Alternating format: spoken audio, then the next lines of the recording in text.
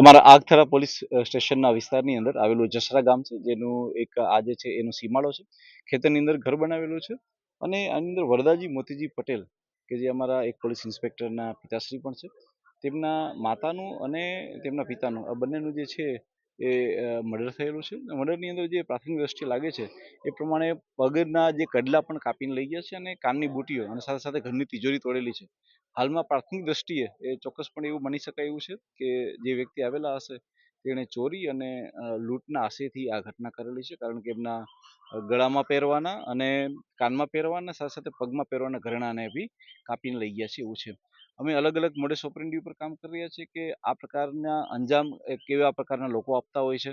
એવી કઈ ગેંગો હોય છે કે જે કોઈ એવા વિસ્તારમાંથી આવતી હોય છે કે જે આ પ્રકારનો અંજામ આપતી હોય છે, એની ઉપર કામ કરી રહ્યા છે. હાલમાં અમારી FSLની ટીમ અને અમારી ડોગ સ્કોડની ટીમ પણ આવી ગઈ છે કે જે ડોગની ટીમ જે છે એ અલગ અલગ શોધી રહી છે કે કઈ